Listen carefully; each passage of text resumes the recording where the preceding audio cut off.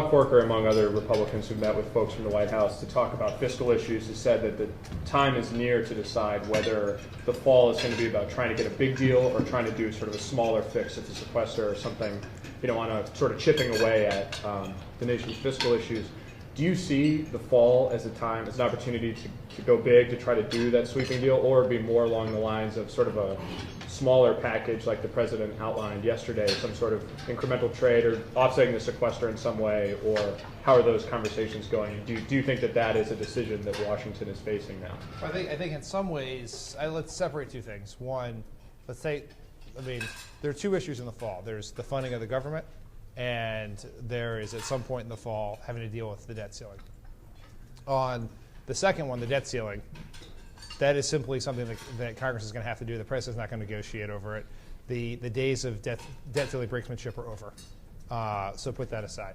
Now, any time is a good time for a big deal, a small deal, to help economic growth, to create jobs, to deal with their deficits, and that's going to depend in large part on Republican willingness to compromise.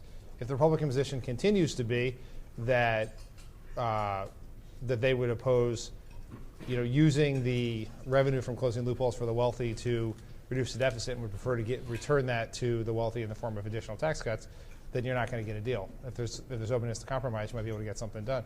And you can do things big, you can do things small, but willingness to compromise on the Republican side will be the core ingredient.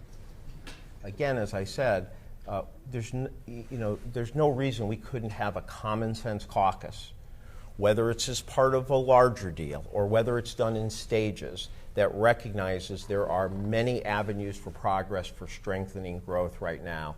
Of course, the president is happy to see the economy healing and certain fundamentals like housing prices and private sector job growth getting better, but it's not anywhere nearly good enough for him. And it shouldn't be good enough for anyone. So when you look at things right now, the fact that we have a fiscal policy where experts suggest that because we let the sequester take place, we're losing hundreds of thousands of jobs, that's just a self-inflicted wound. If you were to remove that self-inflicted wound and then you were to start doing some of the positive things like the president laid out yesterday, where you would combine infrastructure and efforts to close skill gaps and manufacturing together with a more sensible pro-growth business tax reform, there's no reason that we as an economy couldn't be growing over 3% now, and we could be bringing more jobs and bringing unemployment rate down. And we just really need a caucus of common sense that is willing to look for these grand bargains, either a pro-growth grand bargain on a larger fiscal package or other pro-growth packages for middle-class jobs, as the president put forward yesterday. And there's no reason we couldn't be growing. There's no reason we couldn't have more certainty in the housing market. We couldn't have greater demand.